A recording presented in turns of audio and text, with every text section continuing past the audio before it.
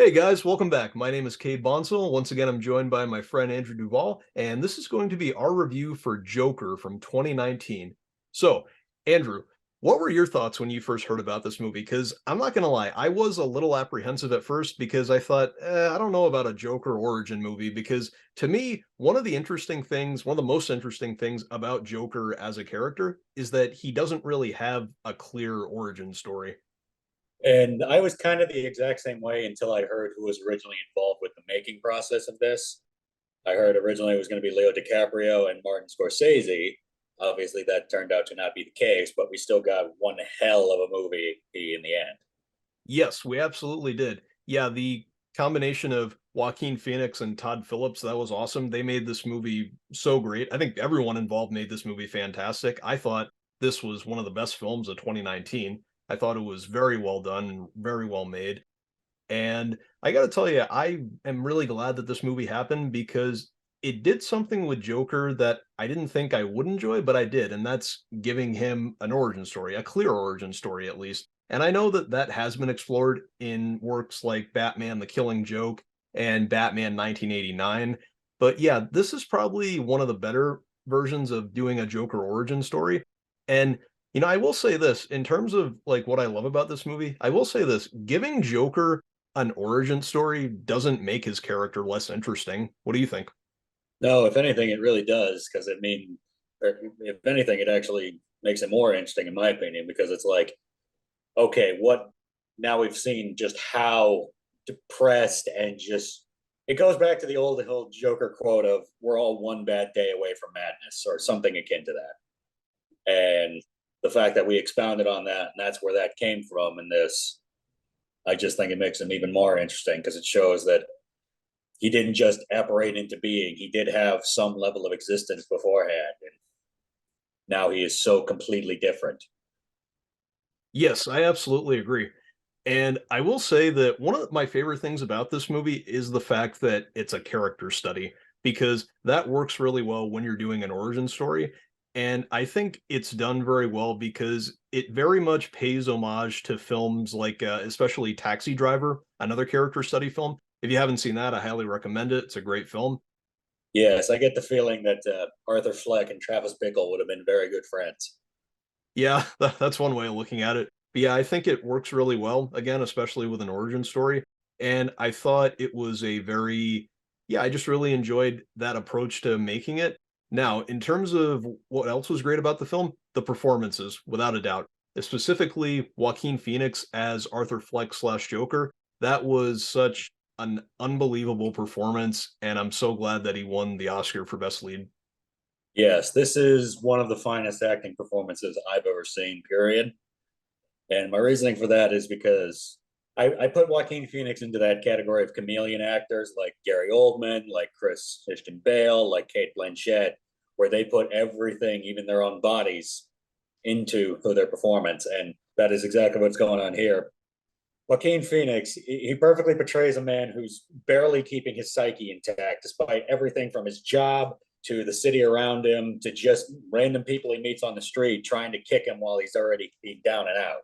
And he conveys that so perfectly, not only with his words, which he does a very good job of as well, but also with his, like, the way he carries himself, his gait.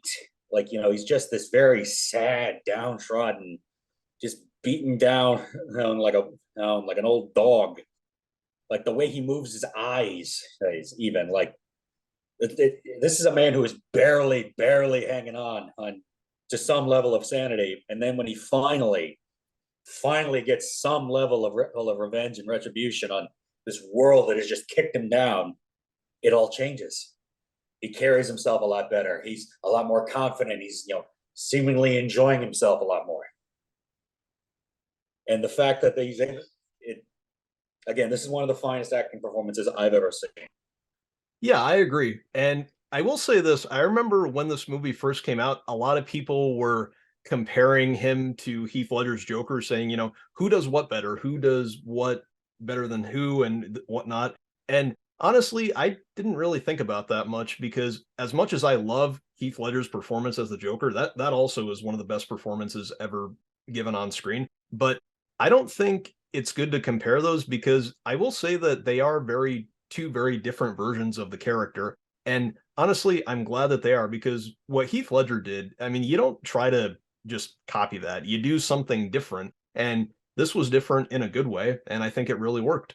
Yeah, I the way I see it, Heath Ledger's Joker was more of an out and out anarchist, Right. whereas Joaquin Phoenix's Joker, he's more of the accidental. No, he's more of an accidental revolutionary. And I think the Todd Phillips quote that I quite like about it, which is like, Arthur is a man looking for his own identity, but accidentally becomes a symbol. And that's where I think there's definitely the differences. Also, obviously, there's the physical appearance differences, but yeah, they're both equally insane, but they're insane in different ways. Yes, they are. And aside from Joaquin Phoenix, though, I think the rest of the cast give great performances. I thought Zazie Beetz was great. I thought Francis Conroy was great. Brett Cullen did a good job. And I got to tell you, the other, like, aside from Joaquin Phoenix, I think the other best performance in the movie was definitely from Robert De Niro. Oh yeah, I I don't think Robert De Niro gets enough credit for this movie. Now, I heard there was a rumor that this was actually going to be his retirement role. Now, obviously, that has not been the case, but if it was going to be, what a performance to go out on. You can tell he's clearly enjoying himself playing this. Let's say thinly veiled Johnny Cochran in esque character. But I think the fact that he also portrays, he's outwardly friendly, but when you get closer to him, he's a dick. Right. And I think that kind of plays into Arthur's just downfall into complete insanity. It kind of goes back to the old idea of never meet your heroes. Yes, that's a great way of putting it. And, apart from that, I really did, aside from what you just said, I actually did like his character, Murray Franklin. I thought he brought a good presence to the film. And I did enjoy his chemistry with Joaquin Phoenix, despite the fact that they both become, enemies at the end. I did like the chemistry that De Niro and Phoenix had together. And it felt like a good payoff at the end of the movie, and that really helped with their acting. But aside from the performances, one of the things that I absolutely love about this film is how it feels so different from most comic book films in general. Yeah, it really does. Number one is the fact that it perfectly captures the idea of the seven or the tone of the 70s. The super elite rich and the super dirt poor are kind of stuck down in the squalor. And everything from the fashion to the movies to the sets also helps encompass that. Let's just call a spade, 1970s New York tone. Right. And another thing is the reason why this doesn't feel like any other comic book movie to me is because the character progression is very, very subtle. Yes, it is. Arthur doesn't go from sad guy walking down the street in the rain to complete megalomaniac. Yes, he snaps, and he snaps very violently, but there's still some level of humanity in there. Perfect example is when his two coworkers come over to his apartment, and he stabs one of them in the eye because that one royally dicked him over. The little guy who he worked with, who actually showed him some level of kindness, and never did anything to kick him while he was down, he lets him leave without a scratch on him. He even, he does he knocks the door for the little guy because he can't even reach it, and then he just lets him walk away. So yes, he's cracked, but he hasn't completely cracked, and I don't think he completely cracks until right before he goes on the show with the Murray Franklin show, and Murray makes fun of him that one last time. I feel like that's shall we say, the final blow of the axe that splits the wood in half, shall we say. Yeah, I totally agree. And another thing that I love, what I think makes it most different than most comic book films, aside from the obvious, what we just discussed right there, I think that it succeeds with more of I think films about supervillains or, their origins or just trying to portray them as more of anti-heroes have kind of not had the best success. And I look back at films like Venom and Morbius, how those movies focused on, characters who are often classified as villains.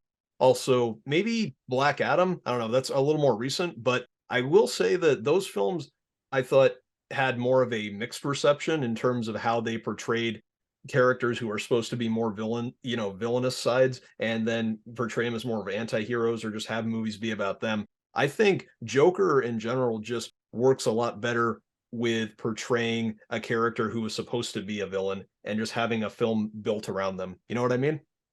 Yeah, I think a part of that is this movie doesn't try and present Arthur as an anti-hero.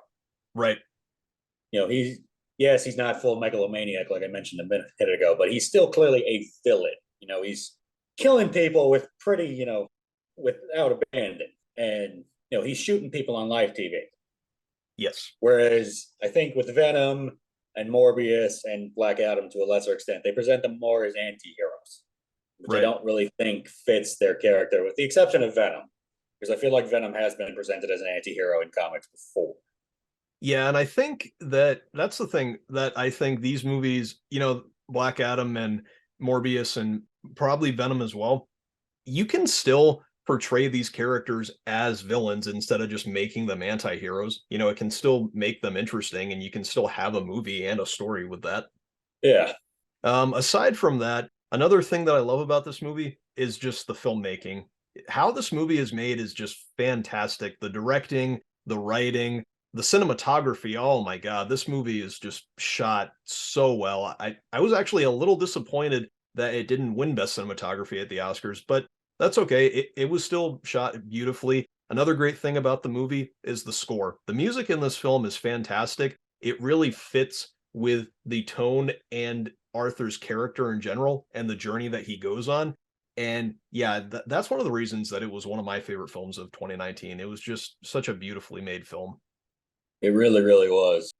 Another thing that I absolutely loved about this movie is how it pays homage to other films and other, I think, comic books in general. Because, I think a lot of people were also debating, is this movie just straight up copying other films like Taxi Driver or King of Comedy, or are you paying homage to them? And I think it's safe to say that it was paying homage. It didn't feel like they were just straight up recreating those movies. And I thought, especially Taxi Driver, like I said, it pays homage to that really well. And I also like how it pays homage to certain comics, like you saw. I think when Joker goes on and meets Murray Franklin, it felt very similar to a specific scene from the comic The Dark Knight Returns, which, if you haven't read that, it's very similar to that. I also think that it's sort of inspired by The Killing Joke in some way, which, as you can see, and I think that when he becomes Joker at the end, when he goes on the show, his look and appearance reminded me a lot of Cesar Romero's version of the character back in the 60s. So, yeah, that was another thing that I really liked about the movie. What about you? I mean, I completely agree. This feels like no other movie in the comic book genre. Yes, it does feel like other very good. It does feel like other movies, but those are very good movies too. And no, it's not copying either of them. I mean, Taxi Driver is, yeah, it's a character study, but it's also a vigilante flick. I wouldn't call this a vigilante movie. King of Comedy is a character study, but it's also a hostage crisis movie. I don't consider this a hostage crisis movie. It somehow manages to perfectly walk the tightrope between paying homage and being a completely original movie. And that is very difficult to do. And they pulled it off with such phenomenal aplomb. Yeah, absolutely. All right. So, yeah, we've talked about what we love about this movie. So, now why don't we just talk about a few things that we maybe didn't like about this movie? And I think one thing that we both had an issue with this film was the pacing. Yeah, the pacing is a little bit weird. It feels like this movie goes 0 to 60, back to zero, back up to 60, back down to zero, over, and then basically towards like the first two acts. And the third act is basically 60 the entire time. But yeah, but it goes from the subway shooting scene to him getting fired, which is a very low key scene, to confronting Thomas Wayne, which is a very intense scene, to that scene with him in the fridge, which that's my only other real con with this movie is what the blue hell was the point of him climbing into the fridge? I think one way of looking at that fridge scene was, I mean, this is probably wrong, but maybe it's like a way of like his way of trying to hide from reality or just hide from the world in general. Maybe, but either way, that scene just felt really weird and out of place to me. I get it. That's fine. But yeah, the pacing, it's not bad in this movie. It's just sometimes it just takes a while to pick back up from time to time. But my only other big complaint was the storyline with Thomas Wayne and how it might turn out that Joker was actually the son of Thomas Wayne. And when I first saw this, I thought, wait, whoa, whoa. Are they hinting that he and Batman might actually be brothers. And I do think that at first when I saw it, I did have a little bit of an issue with it, but over time it's kind of gone away. I haven't had that much of an issue with it because I think it's an interesting idea. And I do like that they don't make it clear because I don't think they really make it clear if he is the son of Thomas Wayne or if he was adopted by his mother. And I will say, aside from that, I think his scene with the young Bruce Wayne, I think that's one of the best scenes in the movie, honestly. Yes, because that's one of those scenes where he manages to perfectly balance the creepy and also the funny. Like another good scene with that is when he's getting his mother's medical records from Arkham State Hospital, and he's having the, shall we say, interesting conversation with the clerk, Right. where he's creepy one moment, sympathetic the next, and then really creepy the next moment. Yeah, I get what you mean. But aside from that, one of the reasons I love that scene with Bruce Wayne is because of how he tries to make Bruce Wayne smile. And I think that that really represents their relationship in general, Batman and Joker, how Joker's always trying to make Batman laugh, but he just doesn't really succeed. So yeah, I did notice that when I first saw it, and I thought that was done really well. And I am glad that they included the Wayne family in this movie. It just felt kind of essential, and it did feel organic just based on what the story was. Did you have a problem with them recreating the Wayne family death, or were you okay with it? I'm okay with it because I mean we got the Wayne family in this movie. It feels like a natural addition. I mean, it makes sense that it happens on this night of chaos that Joker inadvertently starts. And I mean, yeah, this is definitely a Joker movie. It doesn't really have a whole lot of elements of Batman in it, but I feel like that was enough. And I mean, it's a scene we have seen done a few times. I mean, we saw it in the original Tim Burton Batman. We saw it in Batman Begins. Batman We've seen it versus across all Superman. kinds of Batman v Superman. Yes. Yeah, it has been done many times. And you know what? I kind of, when we knew that Thomas Wayne and Martha Wayne and Bruce Wayne were going to be in it, when we first heard about that, I kind of had a feeling that we might see that happen at some point. But you know what? We did, and it was fine. I'm okay with it. It's okay if they recreated it. It's fine. But other than that, yeah, that's pretty much all I have to say about this movie. I think it's great. On a scale of 1 to 10, though, what would you give it? I believe this is the first time I've given this score on our show. I got to give this one a 10. I really do. This is just that damn good of a movie, in my opinion. It's phenomenally written, it's phenomenally directed, it's shot beautifully, it's written well, and it's acted phenomenally. What else do I really have to say? I get it. I don't know if I'd give it a 10. I think I'd at least give it a 9 just because of those little issues I had with the film. But other than that, yeah, great movie.